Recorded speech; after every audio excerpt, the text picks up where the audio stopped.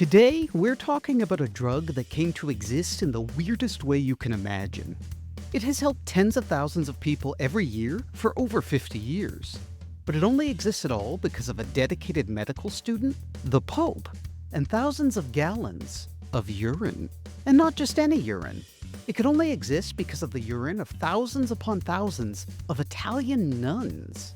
This is the curious story of Pergonal.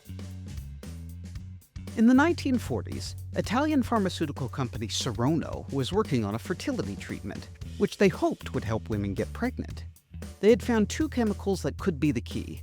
One was called follicle-stimulating hormone, or FSH, and the other was luteinizing hormone, or LH. Both FSH and LH occur naturally in adult women. Together, they help to stimulate a healthy ovulation, the process by which an egg is released from the ovary. If all goes as planned, the released egg is fertilized and ta-da! Pregnancy. It's definitely not any more complicated than I just described. Serono wanted to combine FSH and LH into a fertility treatment that they could bring to market. But there were a few problems. The first was money. At the time, it wasn't clear that there would be enough demand for the drug to justify the cost of producing it. Second, even if there were a market, Serono didn't have any way of producing the FSH and LH that they needed. There were other projects that it just made more sense for them to pursue. So they published a paper about what they found, and then they pretty much forgot about it. It seemed like no such drug would ever be made, and that was going to be the end of the story.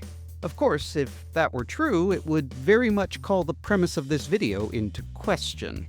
Serono's research was abandoned for a while, but 10 years later, in the 1950s, Serono was contacted by a medical student named Bruno Lunenfeld. He convinced them that Pergonal was worth pursuing, at least enough to conduct a clinical trial of the drug. So hooray! Pergonal gets another try, but there's still the original problem.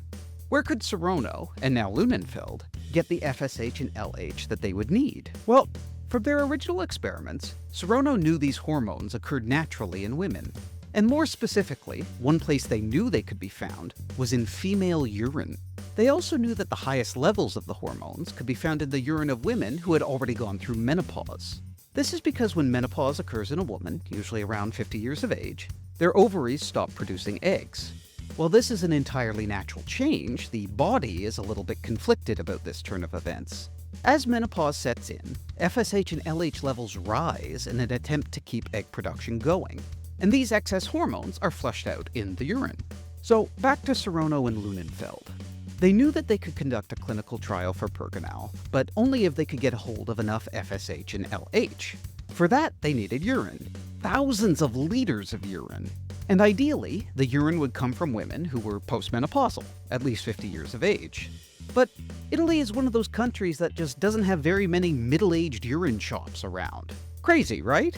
Luckily, as we all know, you don't need a urine shop when you have Giulio Pacelli. Giulio Pacelli was an Italian aristocrat, and he sat on the board of directors of Serono. Now, I'm sure he had a number of wonderful qualities of his own. He might have been a volunteer librarian, or maybe he had an amazing jump shot. Perhaps he was particularly good at giving comforting hugs. But the reason he's important to this story is that Giulio Pacelli's uncle was Pope Pius XII. So, knowing Serono's urine needs, Giulio spoke with his uncle. The Pope then sent out a countrywide call to retired nuns, asking for donations of urine. As you might imagine, trucks filled with the stuff soon started arriving from retirement homes all across Italy. So the clinical trial proceeded, and it was successful. The drug, which was named Pergonal, was brought to market, where it turned out there was indeed a thriving demand. Production ramped up over the next decades, and with it, the demand for urine ramped up too. By the 1980s, 30,000 liters of urine were needed every single day to keep up. Serono knew this couldn't go on forever. Luckily, they worked out how to synthesize the LH and FSH that they needed in the lab in 1995, eliminating the need for urine entirely. At last, Italian nuns could put down their bottle of Gatorade and take pride in a job well done. If you enjoy videos with crazy facts like this one, consider subscribing so I know to make more.